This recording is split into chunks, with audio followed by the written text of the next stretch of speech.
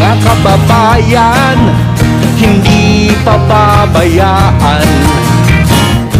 Kahit anong oras, kahit anong panahon, sa sakuna at krisis, may tol kang maaasahan. Usapang tol, usapang tol. Senador Francis Tolentino, Senador Francis Tolentino, tol ng bawat Pilipino. Trabaho ba kamo? Tutok lang dito sa Usapang Tol. Usapang Tol, Usapang Tol. Senador Francis Tolentino, Senador Francis Tolentino, tol ng bawat Pilipino.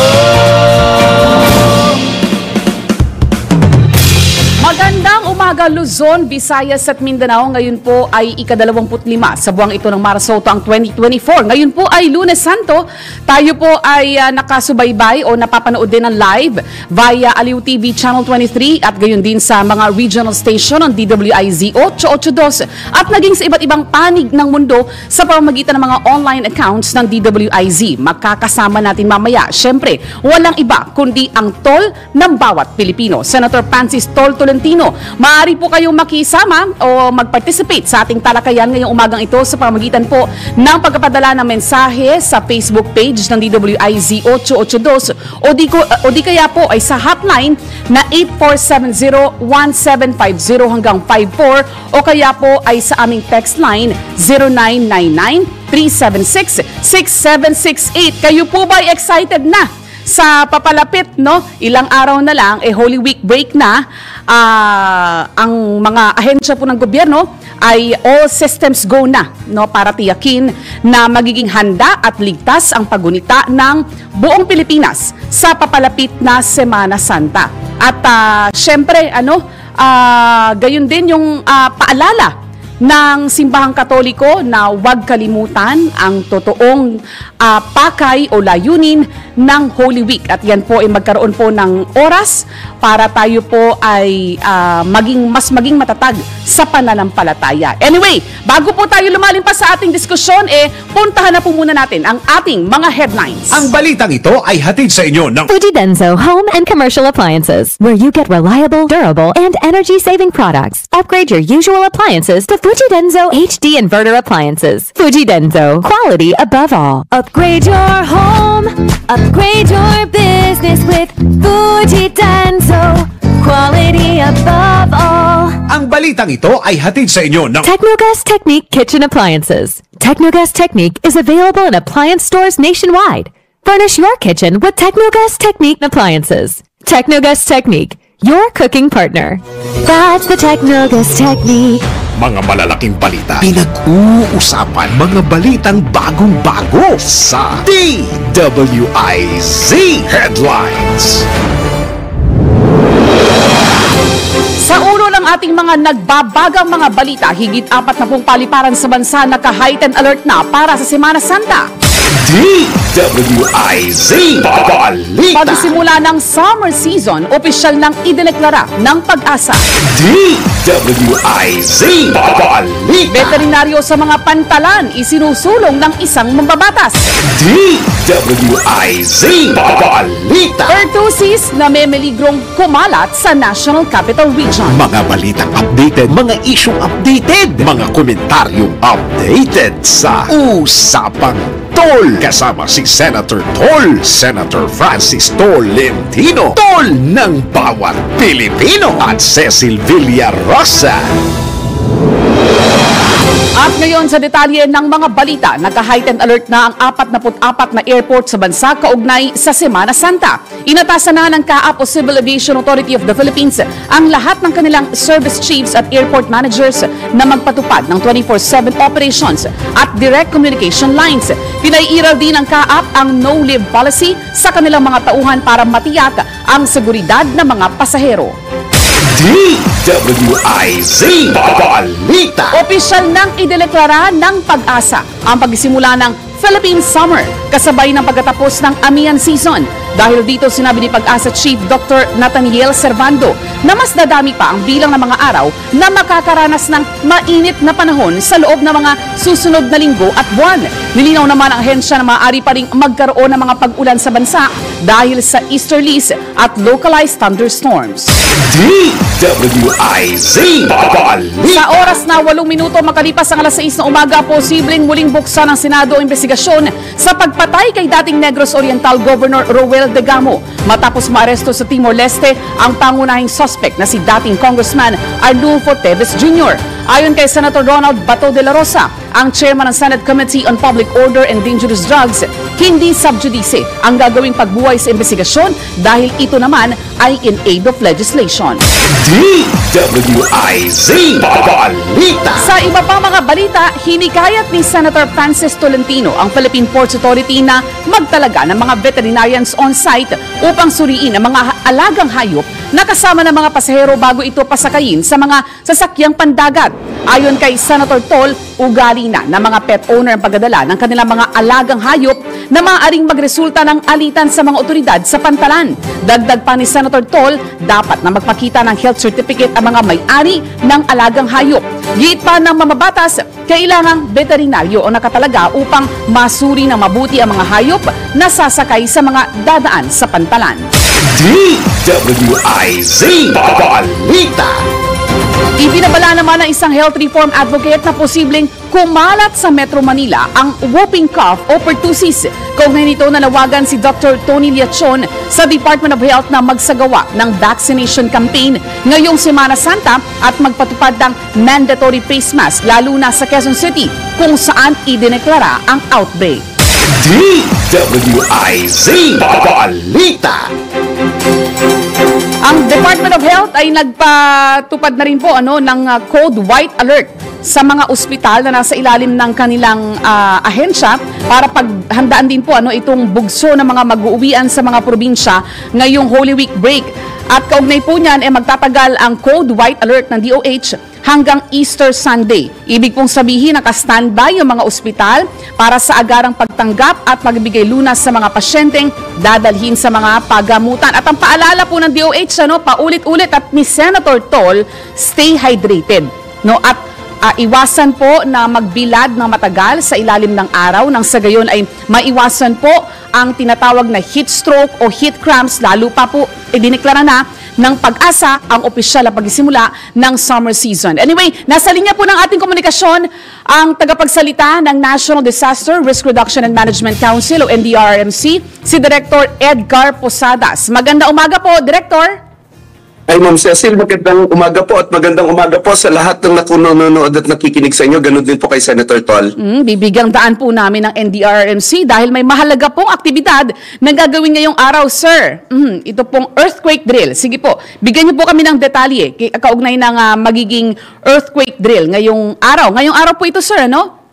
Opo, ngayon nga pong araw na ito, gagawin natin, Ma'am, yung kauna-unahang yung tinatawag natin na first quarter nationwide simultaneous earthquake drill, At magsisimula po ang programa na ito sa ganap na alas 8 ng umaga, yung mga preliminaries, pero yung actual po na pressing of the button ay magaganap po sa ganap na alas 9, Ang layon po nito, Ma'am, ay by the way, ginagawa natin, kaya nga po quarterly, ito po ay pinangunahan ng Office of Civil Defense. Ginagawa natin ito kada quarter, kada 3 buwan, so 4 na beses po sa isang taon. At ito nga po yung pagsasama-sama.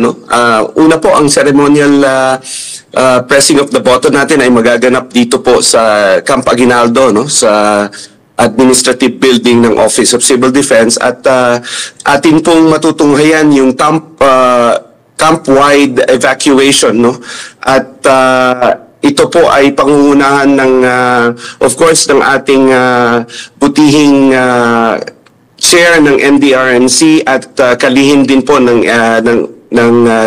DND si Secretary Teodoro, at ito po ay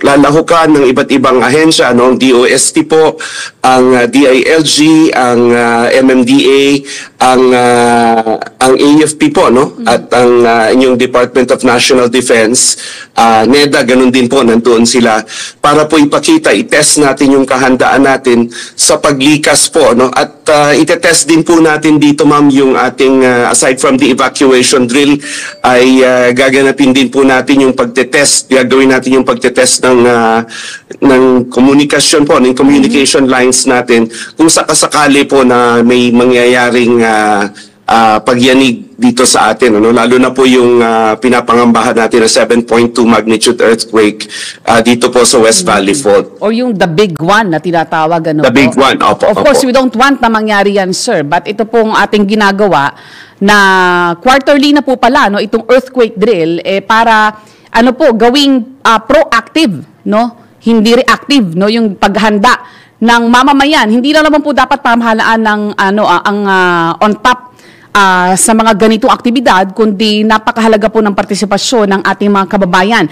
Yun po bang natatandaan ko, sir, nung chairman po as MMDA, si Senator Tol, meron pong 4 na quadrant sa NCR na nabuo. Yun. Yun po ba ay existing pa rin sa kasalukuyang mga earthquake drill?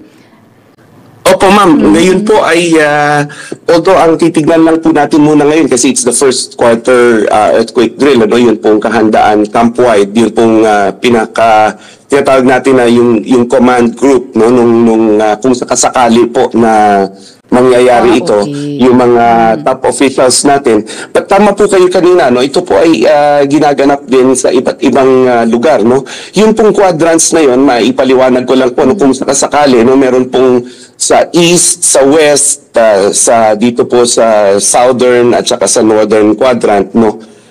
Kung sakasakali po, yun ang pupuntahan ng ating mga kababayan para po maging ligtas sila, or temporary collection area po ito, no? Example po nito yung sa Veterans Memorial Medical Center, at iba pa pong mga lugar dito sa Kalakhang, Maynila, no? At gusto ko rin pong tama po kayo, ma'am, no? I would like to compliment yung sinabi ninyo kanina na ina-encourage po natin at nagpapasalamat po tayo sa iba't ibang mga sektor ng ating lipunan, ano? Hindi lamang po ang gobyerno, kung hindi ang pribadong sektor. They are taking a very active role po dito. In fact, dito po sa ating tinitirhan, medyo high-rise building ito, meron po silang nakapaskil, no, that they are participating sa araw na ito dun sa nationwide simultaneous earthquake drill. Ganon din po sa mga paaralan, sa mga lokal na pamahalaan, sa mga establishmento. Kasi ito po ay concern, hindi lamang po ng ating pamahalaan, kundi ng buong bansa po, no? Dahil ang base po sa pag-aaral, kung sakasakali po na hindi tayo handa, posible po na mga 50,000 ang posible pong mawala, no, or mamatay kung mangyayari po yung the big one.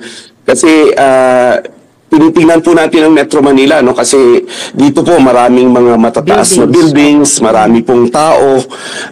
Kung ikukumpara po natin sa mga iba't ibang lugar pa sa ating kapuluan, those that are less populated and those without mga tall buildings, ano po, mas dapat po tayong maghanda dito.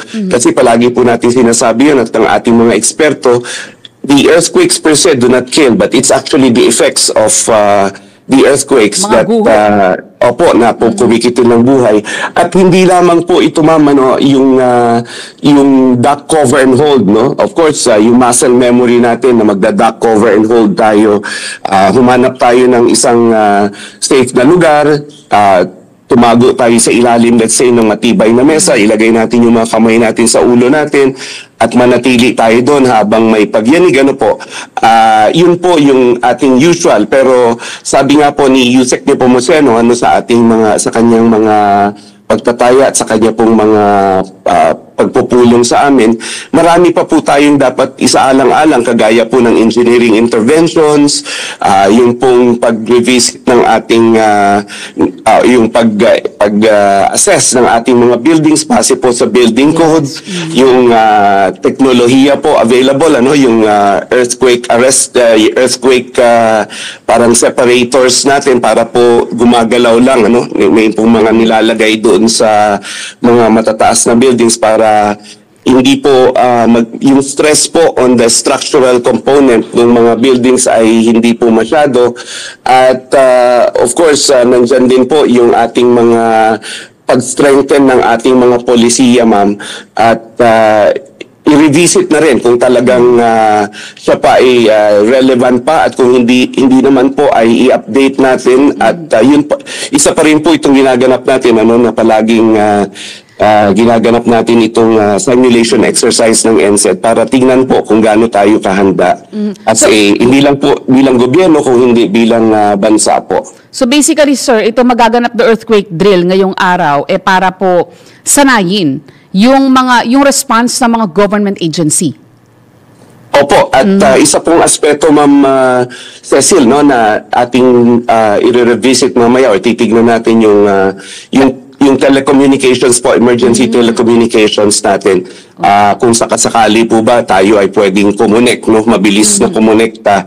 Kasi yan po ang gusto nating ipanatili. Yan din po ang sinasabi ng ating Pangulo, ma'am, na in any other disasters, hindi lang po sa paglindol, yung downtime ng ating linya ng komunikasyon ay dapat maigsi lang. Dapat nakakonect tayo agad from Aguinaldo down the line. We have 17 regional offices po sa buong Pilipinas. At sa yung mga importanteng ahensya po ng gobyerno, kagaya po ng uniform services, dahil sila po ay parte ng ating frontliners kung may mga ganito pong sakuna. Yun namang community, sir. Kailan yung mas malawak na earthquake drill? Kung saan may participation na yung komunidad, yung mga barangay, yung mga eskwelahan? Ganito po, ma'am. Sa tuwing nagkakandak po tayo ng ganitong drill, kasama po yan.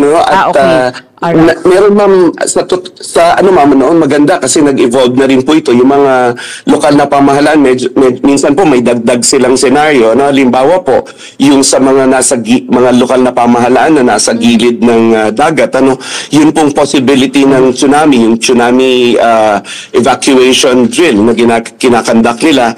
Of course, iba-iba po ang paghanda, ma'am, ng iba-ibang mga lokal na pamahalaan. At very active po sila dito dahil nakikita naman po natin kaliwat kanan yung magiging epekto. Nakita natin hindi lamang po dito but sa ibang bansa kagaya po ng Turkey earthquake, na talagang kahit na yung Japan earthquake recently, kahit na po sila ay napaka-progresibong mga bansa, kung talagang mag-strike po yung mga malalakas na lindol. Kasi alam po natin, ma'am, ang pag-lindol po ay hindi pa po nape-perfecto ng siyensya ang pag-predict nito, unlike sa mga hydrometeorological disasters that we have. So, dapat doble po ang ating paghahanda para po at least yung impact nito ay maiwasan po natin. Kailangan po natin ng partisipasyon ng lahat. Ang lalawigan po ng Cavite, sir, ang magiging focus ngayon ng earthquake drill?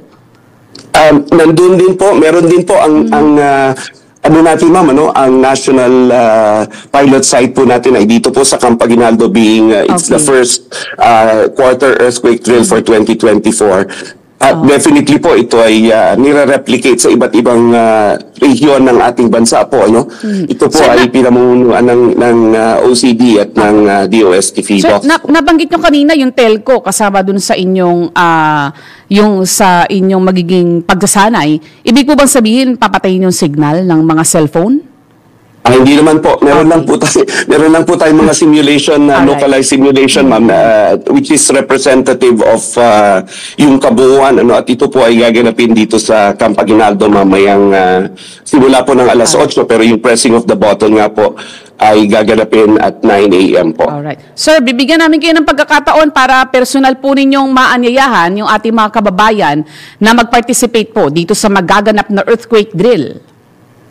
Opo, marami pong salamat sa ating pong mga kababayan. Ito pong challenge natin, ito pong wag naman po sana ang pinaka-famous po dito sa scenario na ito ay yung the big one, yung 7.2 magnitude earthquake sa paggalaw po nitong West Valley Fault. Hindi lamang po ito ang fault system at earthquake generator sa buong bansa. Meron po tayong 20 na major active faults entrenches sa buong bansa, no? At posible po ito kahit na saan pwede pong gumalaw, no? Meron pa pong mga pinipredict na mas malalakas pa po sa 7.2 magnitude earthquake. At nakafocus po tayo, of course, buong bansa ito at ito po ay responsibilidad ng lahat, no? Nakafocus tayo dito sa Metro Manila initially dahil po sa mga proneness po nito doon sa pagyanig at masyado pong maraming tao dito, marami pong mga high-rise buildings. Ang ating pong kahandaan sa the big one at saka sa any major earthquake ay responsibilidad po hindi lang po ng ating pamahalaan kung hindi ng bawat isa sa atin, ano, yung kahandaan natin bilang as individuals at as a family, kasi kung safe po tayo as individuals, we can keep our family safe, our community safe, and sa isang sakto na po na hindi natin nape-predict accurately, kailangan doble kayod po tayo at dapat handa po tayo. Simula po sa ating mga anak hanggang sa pinakamatanda, isaalang-alang din po natin yung may mga kapansanan, yung may mga special na pangangailangan. Alright. At inaanyayahan po namin kayo, no, sa ating, na makiisa po sa ating first quarter nationwide simultaneous earthquake drill. Ang ating pong pilot site ay dito po sa Camp Aguinaldo. Ang pressing of the button po ay gaganapin sa ganap na 9:00 ng umaga. Mag-participate po tayo dahil ang ating pong kaligtasan ay responsibilidad ng lahat. Sir, mag-back cover and hold po tayo. At maraming salamat po, ma'am, sa inyong suporta. Magandang umaga may po. pahabol lang ako ng tanong dahil Semana Santa break po, papalapit na po yung magdadagsaan na naman yung ating mga kababayan na mag-uwian sa mga probinsya. Ang NDRRMC po ba ay on alert na rin po? Opo, ma'am. Initially, tayo po ay nagtaas to blue alert, no? Meaning para lang po magkaroon ng idea yung ating mga kababayan. Ito po ay may mga dagdag na personnel, mga 50% po, no? At nandyan din po ang ating mga uniform services, no, para mag-augment, no? At posible din po yan, depending on the need, aakyat po yan sa red alert. Ito po ay hindi naman dapat ikatakot ng ating mga kababayan. Ito po ay internal mechanism lang po ng OCD and DRMC para po mas matutukan natin, ma'am, yung pag-address ng mga pangangailangan kung meron man po, no? Lalo na po ngayon sa Semana Santa na magdadagsaan po papuntang mga probinsya yung ating mga kababayan. At handang-handa po ang inyong OCD and DRMC, katuwang po yung ating mga 45 member agencies, no? At ito nga po ay pinamumunuan ng inyong Office of Civil Defense para tugunan po kung kinakailangan yung mga needs ng ating mga kababayan during the Semana Santa. Alright. Marami pong salamat sa pagpapaunlak ng panayam, Director Posadas.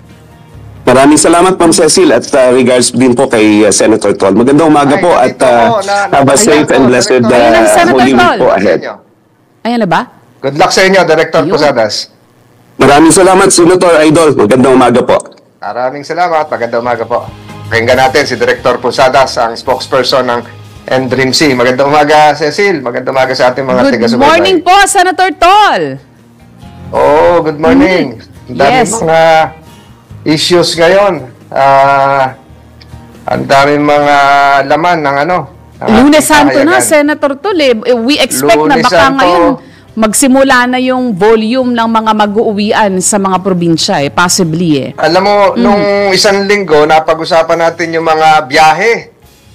Yung suggestion ko na maging yung mga tollways ay na hindi pa bukas, na nadadaanan na, ay maglagay din, kung matatandaan mo, maglagay ng mga lakbay alalay, ng mga medical assistance team, mga mekaniko. So, ngayon, gusto nila ako makausap. So, may-meeting ako ngayon, 9:30. Lahat po ng ating mga tollway sa South. Wow. So, magkikita kami ngayon 9:30. Sagot ko na ang almusal nila para mapag-usapan. Sinama ko na rin yung ilan nating mga opisyalis sa Tagaytay, yung pulis, para magkausap-usap lahat sila ngayong umaga. Yan, para mas mapaghandaan, Senator Tol. Ayan. Ganun na nga, oho. Ayan. Ang dami nagpapa-shoutout sa atin, mga kababayan natin sa Calabarzon. Mamaya, maano natin yung dole ng Calabarzon. So, ang oras po natin, 6:28 ng umaga. Nagbabalik pong programang Usapang Tol. Hi, Senator Shoutout Tol. muna tayo sa mga kababayan natin ulit. Nabanggit ko kanina sa Calabarzon. Naghahanap ba kayo ng trabaho? Eto na. Tutok dahil makakausap natin ngayong umaga ang Dole Calabarzon Director si Ginoong Roy Buenape. Magandang umaga po, Director Buenape. Ano pong balita sa Opo, Director Roy, ano pong balita sa mga manggagawa, lalo na sa mga naghahanap ng trabaho? Magandang umaga po sa ating tol sa Senado, Senator Francis, at sa ating co-host at sa mga manonood po natin. Good morning po sa lahat. Mr. Senator, ang kagandahan po ng balita natin ngayon ay magkakaroon ho tayo ng malawakan job fair sa May 1. Asahan po na marami pong mga trabaho ang iaalok ng ating mga employers, lalong-lalo na po yung ating mga partners in the local government units. So, asahan po natin, malaki ang selebrasyon natin sa Calabarzon sa May 1, 122nd Labor Day celebration po natin. Wow.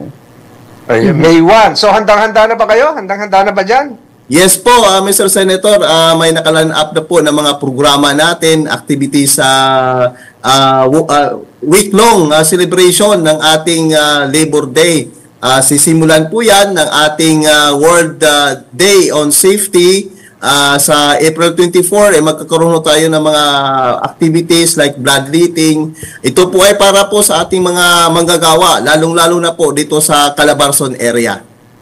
So, saan makikita yung schedule at saka ano-ano yung mga available na trabaho para malaman ng ating mga taga-subaybay? Marami tayong taga-subaybay, hindi lang sa Calabarzon, maging hanggang sa Metro Manila.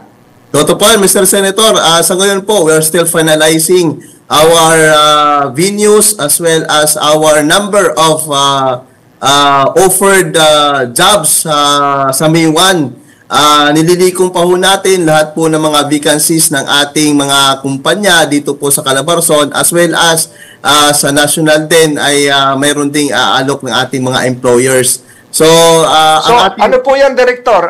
Ito lang yan sa mga export processing zone natin o kahit labas ng export processing zones? Lahat na po ito, Mr. Senator. Ang ating pong economic zone, lalong-lalo na po sa Cavite, sa Laguna, and Batangas. Ito po yung mga areas na marami tayong mga kumpanya.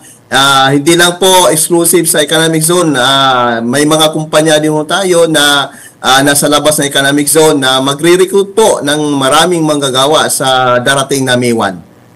Ang balita ko sa ngayong araw na ito, bukas meron sa Naik, Cavite, yung Peso Job Fair. Yes po. Tuloy ba yan sa Naik? Kasi distrito namin yan, Naik. Yes po. Halos katabi na ng Tagaytay yan. Yes po, Mr. Senator. At ito naman po ay ating mga local job fairs natin.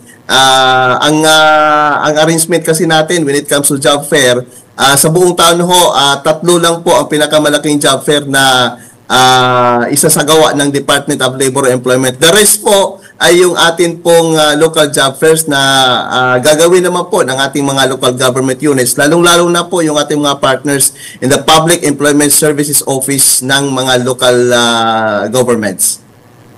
Ayun. So, abangan ng mga kababayan natin sa Naik bukas. March 26, yung job fair sa Naik, Cavite, sa Naik Stadium ba yan?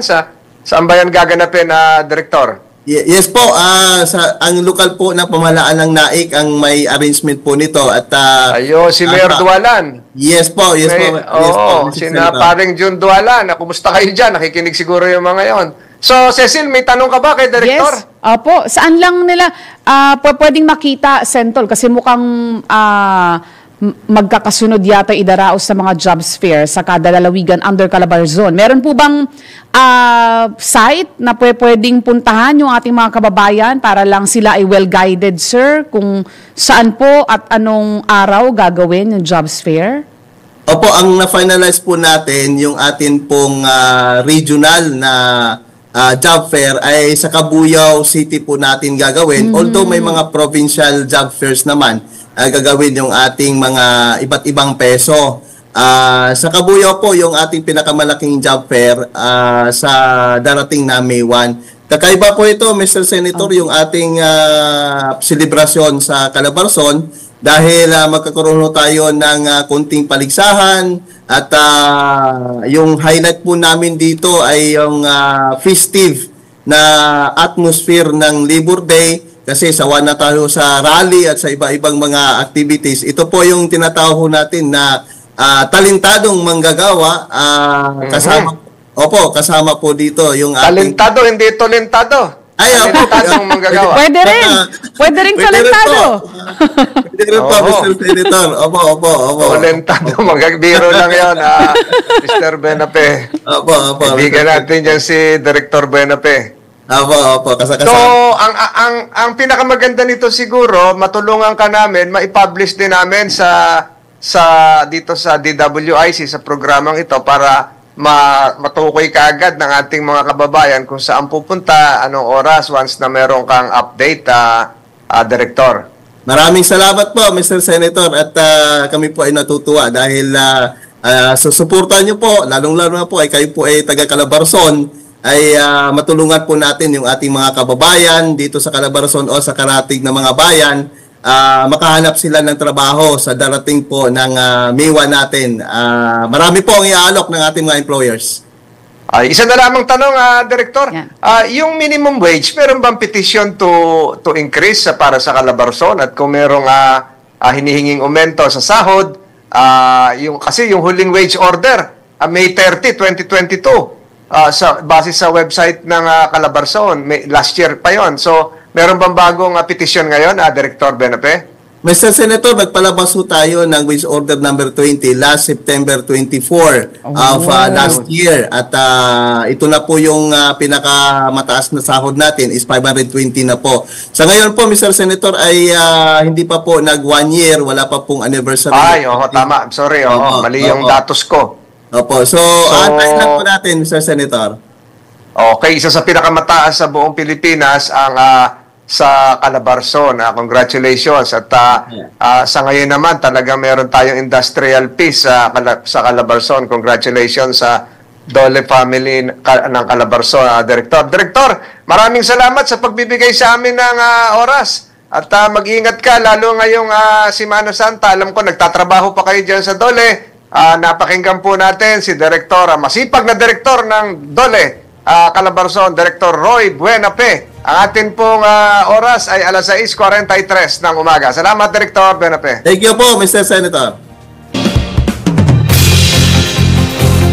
Nagbabalik po ang programang Usapang Tol. At ngayong umaga, Sentol, mukhang bugso na ba? Simula na ba yung dating ng ating mga kababayan sa airport? Ayan, kamustahin po natin ang Manila International Airport. Marami-rami na ngayon. Kung matatandaan mo, nung nakaraang taon, ganitong oras, talagang dagsaan na. So, makakausap natin ngayon si Attorney Chris Noel Bendijo, Head Executive Assistant ng MIA, Manila International Airport Authority, para malaman natin ang sitwasyon sa airport, sa mga paliparan natin ngayong Holy Week. Good morning, Attorney Bendijo. Senator Tolentino, Ms. Cecil, good morning. Ay, good morning, sir. Ay, good morning. Kumusta ang sitwasyon ngayon sa mga airport natin, sa MIA? Okay naman, sir. Actually, kahapon, sir, inutusan po ako ng ating General Manager, Eric Ines, na mag-conduct ng surprise inspection, no? So, inisa-isa po natin kahapon, magmula Terminal 1 hanggang Terminal 4. Sinigurado po nating malinis ito. Chinek po natin yung mga protocols natin, ang ating security, yung ating mga comfort rooms po, no? Pati na rin po, kinamusta na rin po natin yung iba't ibang ahensyang napapaloob sa ating paliparan. Tungkol naman po sa nabanggit niyo po, no, na movement ng passengers, napansin na rin po natin, no, over the weekend, nagkaroon na po ng slight uptick, no? Kumbaga, counting pagtaas ng pasahero. Siguro po, may mga pasahero po tayong ayaw ng sumabay sa Semana Santa Rush.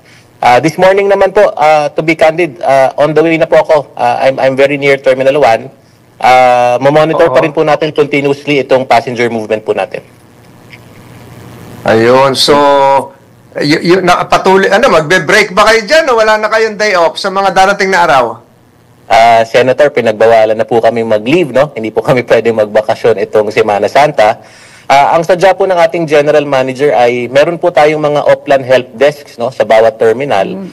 Bukod po sa mga tatao dito, no, na iba't ibang ahensya din ng pamahalaan, Kami pong mga key officials ng MIA ay totoka din po dito, no? May toka pong key official sa bawat terminal po ng ating paliparan. So wala pong maglilid po sa amin ngayong semana. Ang pangamba ko, yung alam mo, pag meron mga ganitong malalaking mga event, nakaka-strike to na tayo eh. Laging yung pag may malalaking event, pero bagong taon yun, yung nagba-brown out.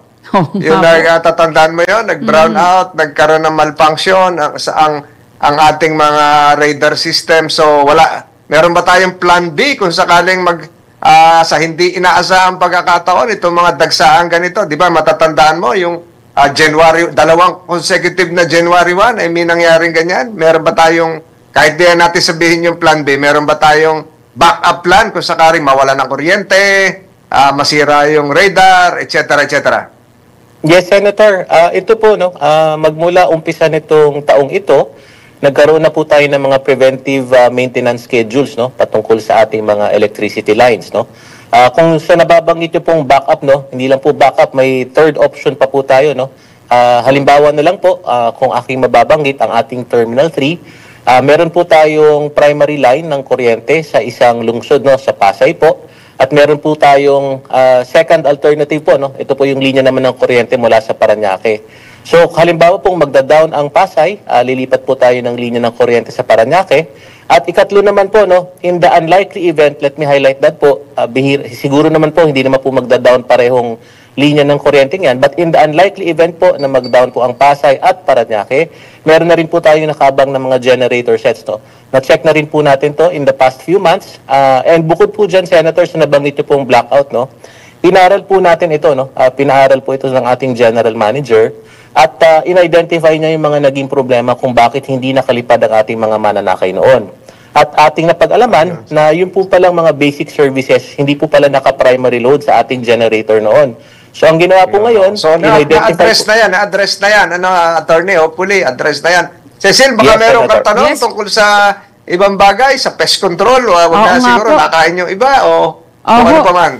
Nabanggit na rin po kanina ni Sir Bendijo, nagsagawa sila ng surprise inspection, isinama niyo yung mga comfort room. Yung mga upuan ho ba, isinama po ninyo, sir, sa inyong pag-i-inspeksyon para tiyakin na komportable, maiwasan ho yung naging insidente the last time. Ano ho, yung problema nung peste, yung surot? Yes, ma'am. Kasama po sa ating in-inspection nung linggo, ang lahat po ng upuan sa bawat terminal. In fact po, to be fair, may dinatnan din po tayong housekeeping at pest control na nagsisteam pa po nung gang chair, no? So talaga naman po, kahit papano, yung ating ultimatum na ibinigay, no, sa kanila mula sa ating General Manager ay epektibo naman po dahil nakikita naman po natin ang improvement sa kanilang mga services. So, safe po ang ating mga upuan. Alright, last na lang, sir. Panawagan po ninyo, paalala sa ating mga kababayan na magpupunta po dyan sa mga paliparan para umuwi sa kanilang mga probinsya o kaya po ay mag-travel abroad para po maiwasan na sila ay mabalam, ano? Yes, ma'am. Patungkol po sa ilagay po natin sa klasifikasyon, no? Bago po makarating ng airport, siguro po alamin natin yung kondisyon ng traffic dahil ang ating international flights po dapat po 3 hours before the flight nasa paliparan na po tayo. For domestic naman po 2 hours before.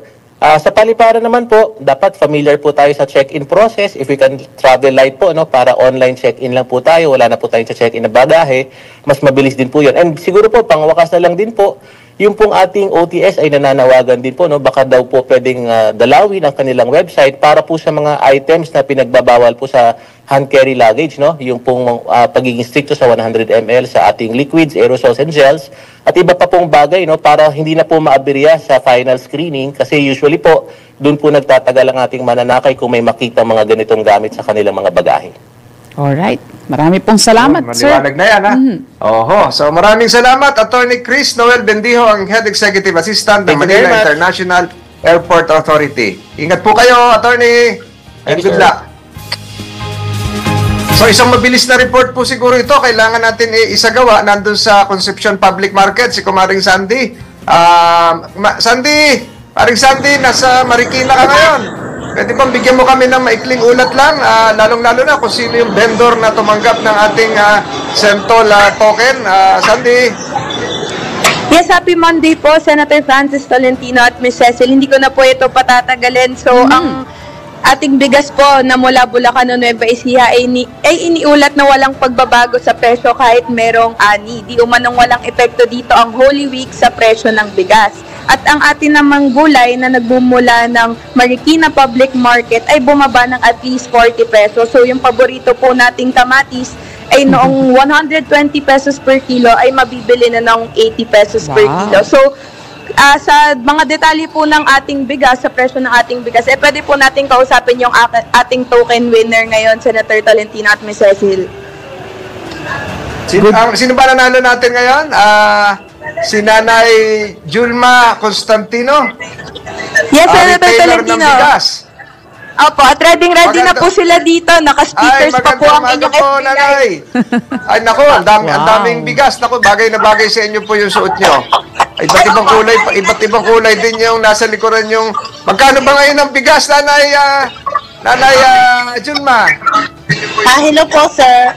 Ang bigas po natin ngayon ay tumatakbo ng 55 per kilo, may 57, may 62, may 65 at may 68.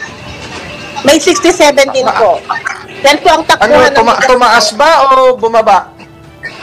Actually, sir, bumaba man 10 piso pero hindi ko pa rin kayang ibaba kasi talo pa rin po ako. Ang tubo po kasi sa isang sako, almost 100 lang, 100 to 110, ganun lang po ang, siyempre po, kailangan po namin ilabas yung upa ng store, pati po yung bayad ko sa mga tauhan ko. Yun po. Ayun, pero ang importante, available, accessible, pero yung benta, hindi naman nagiging batumal, di ba, Nanay Ulma? Minsan sir, hindi naman po natin maiiwasan. Meron naman pong matumal, meron namang mabili. Hindi po talaga pare-pareho ang araw, ang benta. Hanggang kailan ba kayo bukas? Hanggang kailan kayo bukas, Nanay Hulma? Bukas, hanggang Merkules, Webes? Webes Santo po. Hanggang Webes Santo. Yun, napakinggan natin si Nanay Hulma, napakasipag. Buhat sa Concepcion Market at Maring Sandy, salamat sa iyong pag-iikot at tayo po ay malapit ng magtapos ngayon ng programa. Salamat Nanay Hulma at sa inyo rin mga kasama dyan sa Concepcion Market sa Marikina City. Maraming salamat po. Thank you. Salamat, ang bilis ng oras Cecil. Yes, Sentol, pero dito naman, meron ka na namang mananalangin tayo ngayon, Cecil. Opo, lalo pat Holy Week na, Sentol ha, bago Holy tayo Week tuluyang magpaalam, Sentol, ibigyan daan po muna natin itong mahalagang mensahe mula po kay D. Edgard Cabangon, ang chairman ng Aliw Broadcasting Corporation. Lenten reminder to lighten our Holy Week. Are you worried that you are getting forgetful? Not remembering other people's names? Forgetting where you left your things, not aware of what day it is. As we grow older, do not worry about forgetting things because you will soon forget what you forgot. Just be happy. Think good. Thank God. Thank God. Have a holy week ahead. God bless you. God bless us all. Happy Easter in advance sa atin po mga taga-subaybay. Ang bilis ng oras, Cecil. Salamat po sa ating mga taga-subaybay, lalong-lalo na po yung mga sumubaybay sa atin sa Gensan, sa 98.3 FM, sa Naga, 95.1 FM, at sa Tacloban, 89.5 FM. Ito po si Senator Francis Tolentino. Maraming salamat po mga tol sa inyong pagsubaybay at mag-ingat-ingat po tayo ngayon sa ating paglalakbay. Ang tabayanan po, ang susunod na programang Pasada Balita kasama si Kuyang Johnny Bañez. Ako po inyong lingkod, Cecil Villarosa. Senador Francis